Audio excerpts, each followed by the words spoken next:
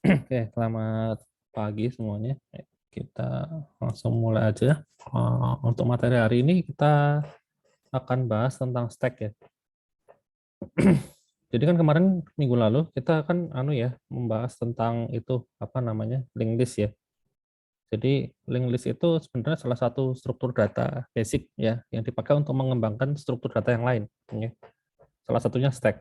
Ya, stack itu merupakan ini ADT ya. Jadi ADT itu adalah struktur data yang ditambahin dengan algoritma tertentu. Ya, kurang lebih sih intinya begitu. Ya, jadi proses penyimpanannya itu ada caranya gitu loh, ada aturannya.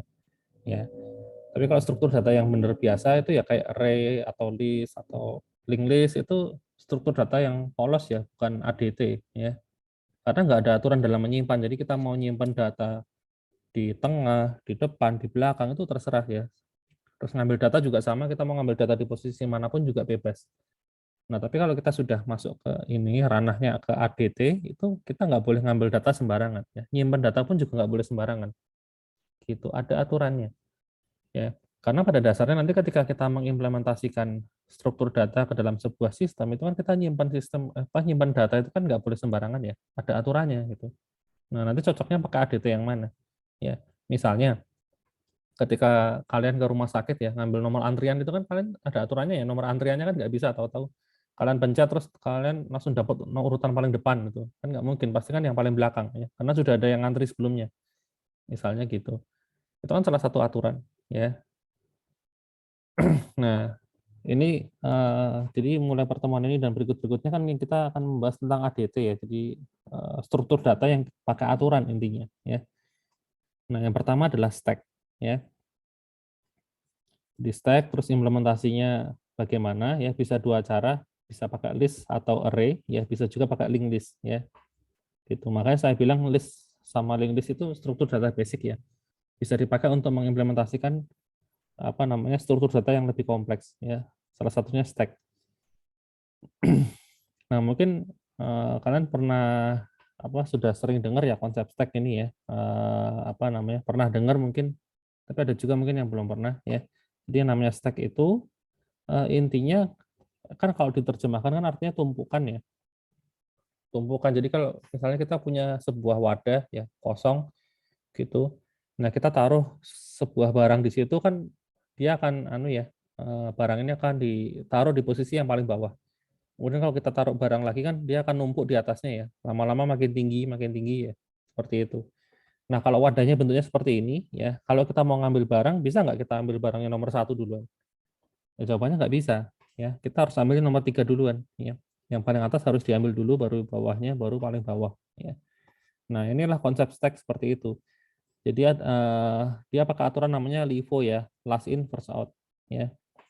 Apa yang masuk terakhir itu yang bisa diambil duluan. Ya. Jadi last in itu apa yang masuk terakhir, ya, yang ditambahkan terakhir itu yang akan pertama kali keluar. Gitu. Contohnya di struktur data ini kan yang terakhir kali dimasukin adalah yang angka 3, otomatis dia yang harus pertama kali keluar ya sebelum yang lain bisa keluar gitu. Makanya yang pertama kali masuk ya, data yang pertama kali masuk yaitu angka 1, dia nggak akan keluar ya kalau masih ada data di atasnya gitu. Sebenarnya kalau kita mengimplementasikan ini ADT itu sebenarnya kalau saya bilang sih malah jadi lebih simpel ya gitu, karena pintunya hanya satu ya, yaitu data yang paling luar doang yang boleh diakses, yang dalam-dalam nggak boleh gitu, malah jadi lebih simpel kan gitu. Cuman ada dua fungsi ya, fungsinya namanya push sama pop ya. Push itu buat nambah data, pop itu buat ngambil data. Jadi kalau nambah data itu sudah pasti nambah di paling atas, kalau ambil data itu ambil yang paling atas juga ya. Bayangin kalau kita pakai link list biasa kayak kemarin ya, itu kita apa namanya harus bikin add add depan, add belakang ya. Terus add di tengah ya. Nambah data aja bisa 3 versi ya. Nambah di depan, nambah di tengah, nambah di belakang. Ngambil data juga sama, bisa ngambil data di depan, ambil di tengah, atau ambil di belakang. Ya, ada 6 fungsi ya, yang harus kita bikin. Kalau kita bikin pakai stack ini, kita cuma butuh 2 fungsi aja ya. Waktu nambah berarti nambah di belakang ya. Ambil data juga hanya ambil di belakang aja. Ya, atau depan semua juga boleh ya. Ambil apa? Nambah data itu hanya boleh nambah di depan, ya. Ngambil data juga hanya boleh ngambil data di depan. Pokoknya salah satu sisi doang yang dipakai ya. Kalau depan ya depan semua, kalau belakang ya belakang semua. Gitu. Itu ya stack. Nah, ini fungsinya itu hanya ada ya sebenarnya yang pokok hanya ada dua ini. Push itu buat nambah data, ya. Pop itu buat mengeluarkan data ya. Sedangkan top ini hanya buat melihat ya, melihat data. Jadi mengembalikan nilai dari data yang paling luar. Tapi datanya nggak diambil. Jadi datanya masih ada. Jadi kalau kita punya apa namanya? Kita panggil fungsi top ini 10 kali ya pasti outputnya sama semua ya. Dia hanya melihat yang paling atas kok. Jadi kalau 10 kali kita panggil ke sini ya outputnya 3 gitu sampai 10 kali. Tapi kalau kita panggil pakai yang pop, ya pop itu mengeluarkan data ya. Jadi kalau kita panggil popnya itu 10 kali, nah nanti cuma bisa jalan 3 kali doang, ya karena datanya hanya ada 3 gitu. Sisanya error ya, nggak ada data di situ. Ya itu operasi-operasi pada stack.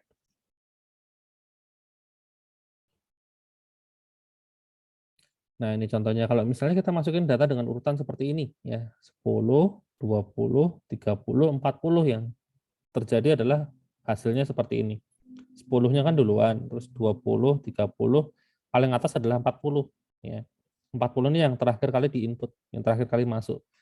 Nah, kalau kita panggil fungsi pop ya, maka yang diambil ya otomatis yang paling luar kan 40 ya.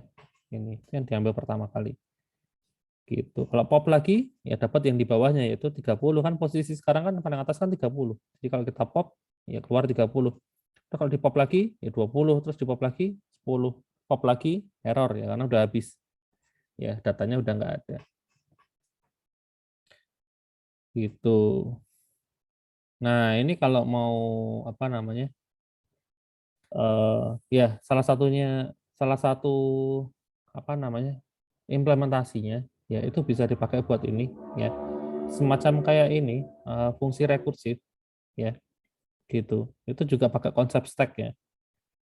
Gitu. Jadi kan kita panggil panggil panggil panggil panggil dulu ya sampai terbentuk sebuah stack terus eksekusi dari belakang ya. Dari yang paling terakhir dipanggil ya. Gitu. Jadi ini dari program kita, panggil fungsi F1, panggil lagi, ya sampai terbentuk tumpukan. Nah, nanti kan eksekusinya dari yang paling atas. Ya. Yang atas ini kan yang paling terakhir dipanggil. Nah, itu dieksekusi, eksekusi, eksekusi. Gitu. Ya, itu. Itu konsep stack ya diimplementasikan ke dalam ini apa namanya fungsi rekursif ya. Oke, itu cuma salah satu contoh aja penerapan konsep aja. Tapi ini bukan penerapan codingannya ya. Ini bukan codingan dari stack ya. Ini cuma ngasih tahu kalau fungsi rekursif itu juga pakai konsep stack. Ya. Tapi dia bukan ADT stack. Gitu. Oke. Kemudian kalau untuk implementasinya ya itu bisa pakai dua cara ya. Sebenarnya semua ADT bisa pakai dua cara ini ya, bisa pakai list atau linked list ya. Itu segala jenis ADT kecuali tree ya. Kalau tree hanya bisa pakai yang linked list ya. Kalau mau pakai list ya bisa aja tapi sangat-sangat merepotkan ya. Saya juga nggak kebayang gimana cara bikinnya karena sangat ribet sekali pasti. Ya. Jadi kalau untuk tree itu hanya ya pakai linked list aja ya, linked list atau ya linked list sih gitu. Nggak ada pilihan yang lain ya. Ya pakai list bisa tapi sangat ribet. Jadi anu apa eh, nggak fleksibel aja gitu. Tapi selain tree sama graph, ya pokoknya segala jenis struktur data yang linear itu bisa pakai dua-duanya ya. Tapi kalau yang non linear itu saya sarankan sih pakai yang konsep linked list ini. Ya, meskipun ini nggak full linked list sebenarnya ya, linked listnya agak dimodif sedikit ya. Itu untuk tree sama graph ya. Catatan aja. Oke, nah kalau di sini implementasinya kan untuk stack itu bisa pakai dua-duanya ya, bisa pakai list, bisa pakai linked list ya. Gitu. Nah, caranya gimana? Nah, caranya ini ya. Kalau pakai list itu kan pakai sistem indexing ya.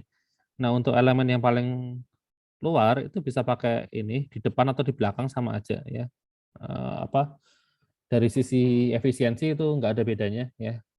Jadi kalau kita punya list apa isinya 10 gitu ya, indeks 0 sampai 10 Nah, kalian boleh anggap yang 0 itu yang paling luar ya. Atau boleh juga yang apa namanya? Yang paling belakang tadi indeks 10 itu yang paling luar juga boleh ya. Yang jelas pintunya harus sama ya. Ketika nambah data ya berarti kalau depan terus ya. Kalau indeks 0 ya indeks 0 terus, tapi kalau indeks yang terakhir ya terakhir terus gitu. Konsisten aja. Gitu karena nggak ada bedanya ya. Gitu. Terus kemudian di list sendiri itu sudah ada fungsi bawaan sebetulnya ya, yaitu append sama pop. Ya, tapi syaratnya adalah topnya itu di belakang. Jadi yang kita pakai adalah pintu yang belakang, yang indeks terakhir. Nanti kalau mau implementasikan fungsi push itu tinggal pakai append. Kalau mau bikin fungsi pop ya tinggal pop. Namanya kebetulan sama-sama pop ya, ada di sana. Nah, berikutnya yang susah kalau pakai link list ya. Kalau pakai link list gimana? Nah, kalau pakai link list itu kan kita harus bikin sendiri ya. Apa namanya? Harus bikin dari nol gitu karena emang nggak didefinisikan di sana apa library-nya untuk link list ya. Kalau mau kita modif. Nah, kemudian alangkah lebih mudah kalau misalnya yang elemen yang paling luar tuh ditaruhnya di head aja gitu. Nah, kenapa? Alasannya karena iterasinya lebih rendah ya. Iterasinya lebih rendah. Jadi kalau misalnya saya gambarkan misalnya nih saya punya apa? Kita bisa coret-coret. Nah, oke. Jadi misalnya saya punya link list ya seperti ini nyambung ini.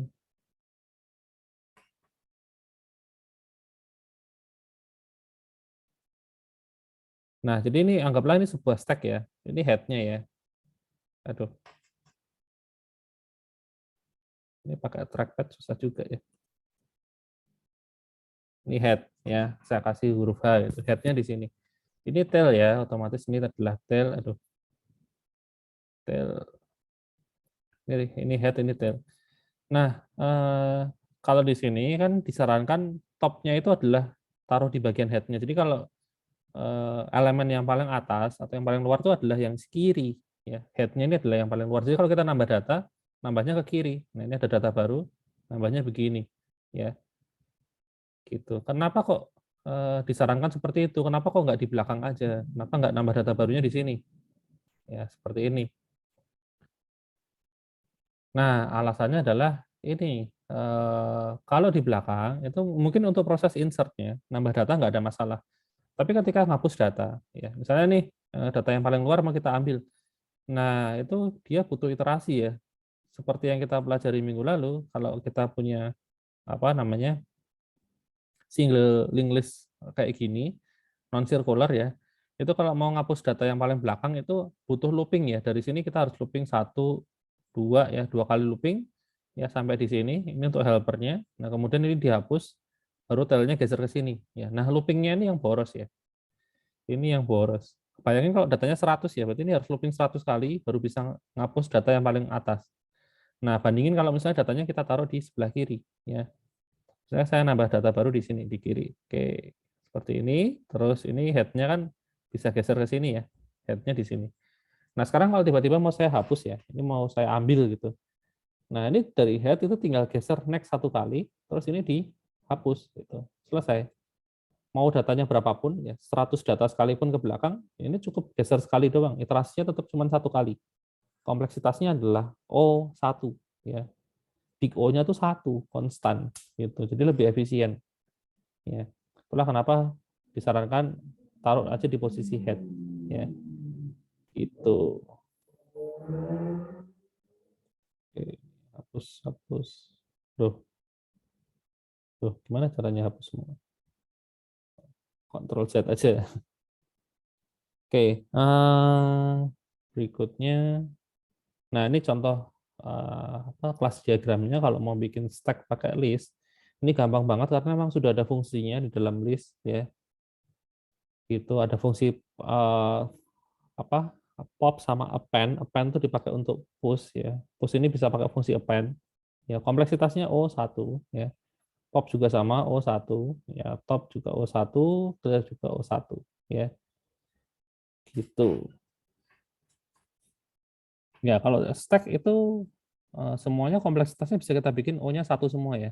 Jadi dari sisi algoritma itu oke ya, bagus. Itu kalau pakai list. Nah, kalau pakai linked list ini kelas diagramnya agak sedikit ribet ya.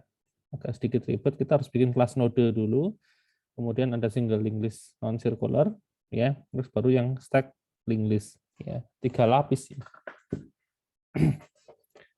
3 lapis gitu. Sebenarnya sih 2 lapis aja cukup ya.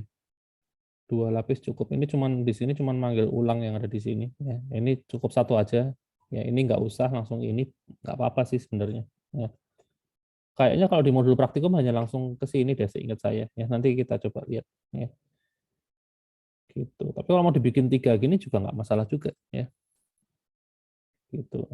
Kan siapa tahu kalau untuk jangka panjang lebih bagus yang ini. Kenapa? Karena nanti kalau mau bikin ADT yang lain, misalnya Q gitu, ya tinggal pakai single link list yang sama ya. Ambil dari sini ya. Gitu. Jadi lebih reusable ya. Oke. Nah, ini stack pakai list itu topnya boleh di head sama tail, tapi saran saya di tail aja ya, di bagian tail, karena kalau di bagian tail kita bisa pakai ini. Waktu ngepost itu bisa pakai fungsi append ya. Tapi kalau di head nggak bisa ya. Saya lupa ya kalau list di Python itu ada fungsi prepend atau enggak ya. Kalau ada fungsi prepend ya bisa berarti. Gitu. Tapi seandainya bisa pun nanti waktu pop ya, kalau apa namanya headnya tuh ditaruh di sorry, oh ini link list ya, sorry ya, ini link list nih, ini link list. Kalau link list memang harus di head ya, tapi kalau yang list tadi itu di belakang ya, di indeks terakhir pokoknya gitu ya. Saya tadi kebacanya sekilas ini list gitu ya. Iya ya. Oke, berarti ya pegang aja. Intinya kalau link list ya, ini kan karena link list ya semuanya ditaruh di head ya, harus di head. Ya, tapi kalau list biasa semuanya harus detail ya, kebalikannya ya, di indeks yang terakhir. Gitu. Oke, kemudian salah satu kegunaan dari stack itu bisa buat reversing data ya, membalik data ya. Kalau kita mau ngeprint ya outputnya urut gini bisa ya. Kalau kita punya stack seperti ini mau di print seperti ini bisa 10, 20, 30, 40 bisa. Atau di print sebaliknya juga boleh ya. Dari belakang ke depan juga bisa ya, fleksibel ya. Gitu. Tinggal kita gimana cara bikin fungsi printnya ya. Pakai fungsi rekursif bisa ya. Gitu.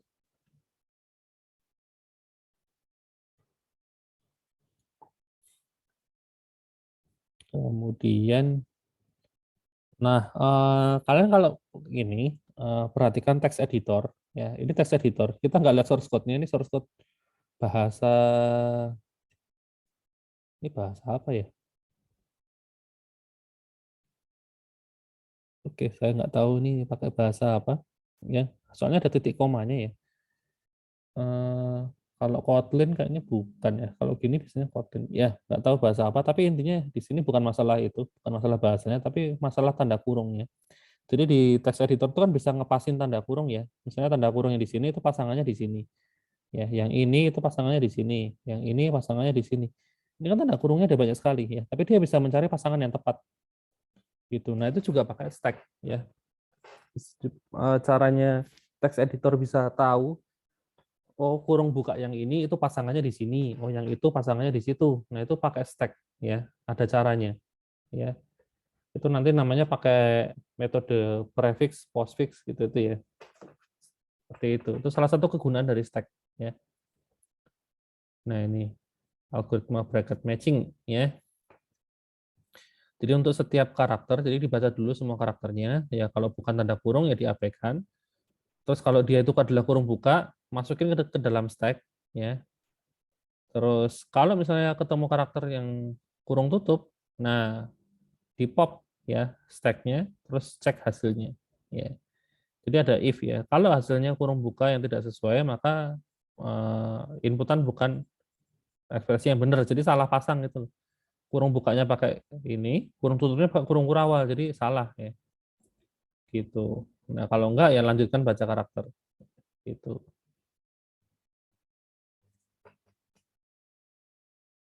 Nah, ini itu langkah yang pertama. Terus langkah yang kedua, kalau stack tidak kosong, ya stacknya yang isinya tadi kurung buka itu, ya inputkan ekspresi yang benar. Ya. Tapi kalau stack kosong, ya input, sorry, kalau ini stacknya tidak kosong berarti bukan ekspresi yang benar, ya gitu. Tapi kalau kosong baru benar, ya. Ini looping ya, nomor satu ini looping, ya.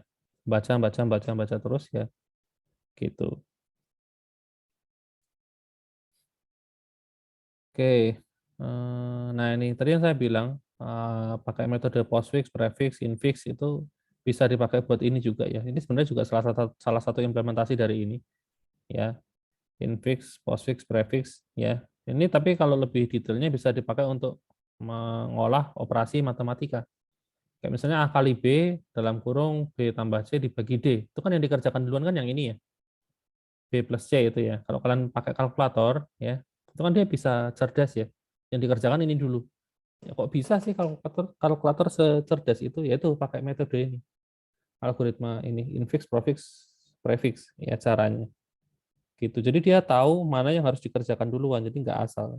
Kalau kalian bikin program sendiri kan pasti urut ya, dari yang depan dulu, A dikali B plus C, urut ya, A kali B, terus nanti baru ditambah C, terus terakhir dibagi D. Nah kalau kayak gitu ngaco ya, gitu. Nah ini kan notasi yang asli. Terus kemudian kalau kita pakai postfix itu notasinya berubah jadi seperti ini, ya, gitu.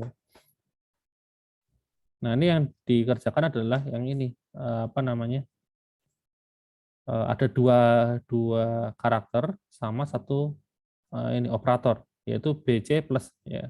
Nah, cara bacanya gini, BC plus itu diolah dulu.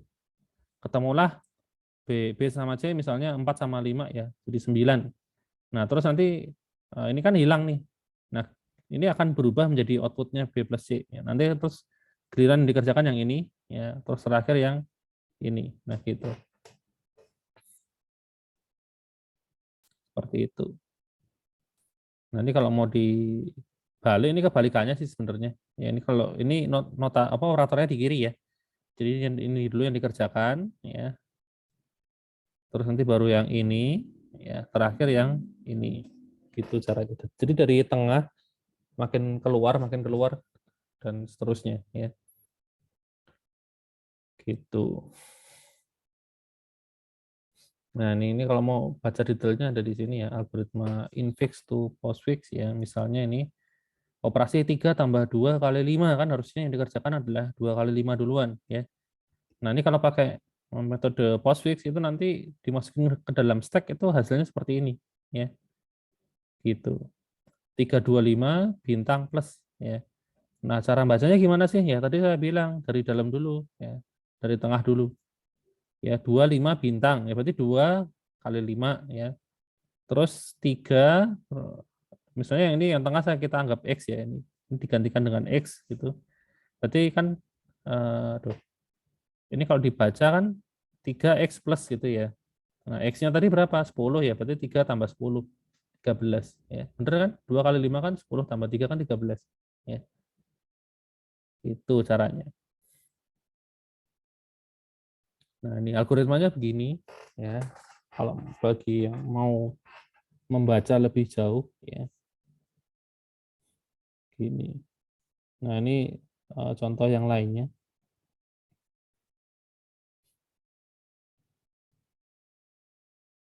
Ya paling banyak contohnya sih yang masalah infix postfix ini ya untuk stack ya. Jadi mungkin beberapa kalian ada yang bingung ya, stack buat apa sih gitu. Karena kan nggak fleksibel sekali gitu. Kenapa kita hanya bisa mengambil data yang paling atas, kenapa nggak dibebasin aja itu? Ya karena ini tadi emang kita nggak perlu ngambil data di posisi lain kok gitu. Makanya pakai ini aja nggak masalah ya. Memang hanya butuh akses yang paling luar aja gitu dan lebih aman juga ya. Oke, kemudian, nah ini masih lanjutannya ya. Ini kan cara bikin ininya, postfix-nya ya. Hasilnya kan seperti ini ya. Nah, cuma kan ini kan belum output akhir ya. Nah, output akhirnya ini ya, pakai evaluasi tadi ya. postfix evaluator ya. Nah, ini contohnya seperti ini. Pertama kita masukin ke dalam apa namanya? Stack seperti ini setelah postfix tadi urutannya seperti ini kan. Nah, terus kemudian evaluatornya ya ini. Ini kita pop terus ketemu operator dikerjain ya. Ini kan 5 2 terus ketemu operator ya dikaliin 10 ya. Terus 10 3 plus dijumlahin ya.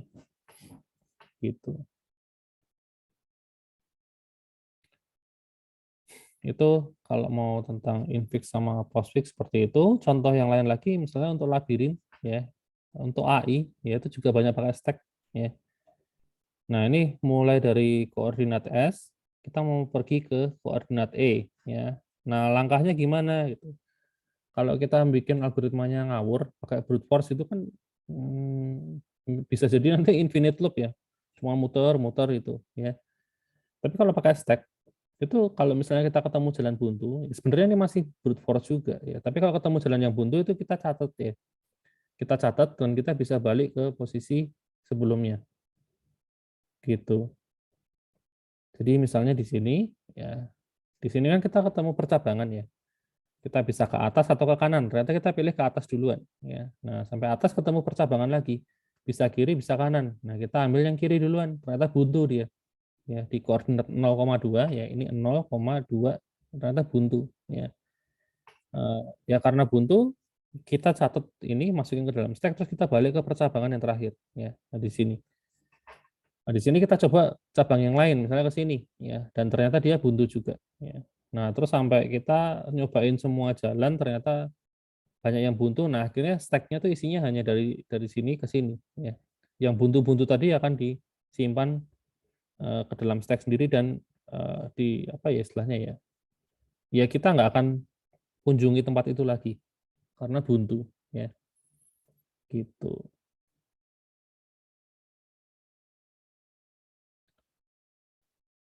Ya, ini banyak kan lebih ke arah ini sih konsepnya ya, konsep stack ya.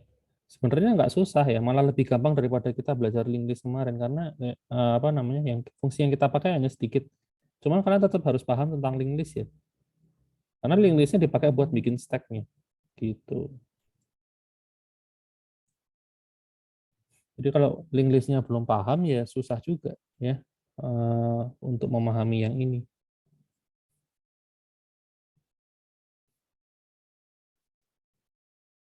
Ada yang mau ditanyain dulu nggak sampai sini? Kata materinya udah habis ya, cepet banget ya.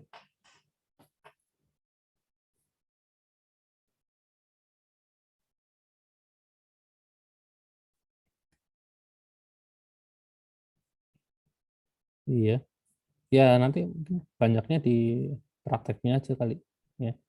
Memang kalau dari teorinya sih nggak banyak yang dibahas ya. Gitu. Ini udah minggu 7 ya. Minggu depan kalian UTS ya.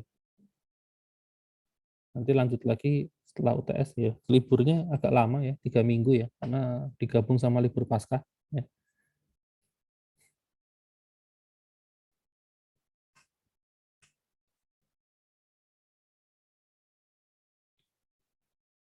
Ada yang mau ditanyakan dulu mungkin?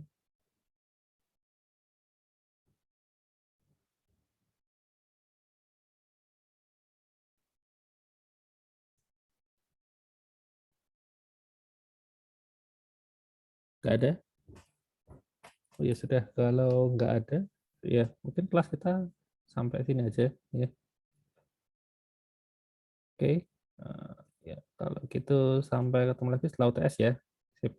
Thank you semuanya. Terima kasih, Pak.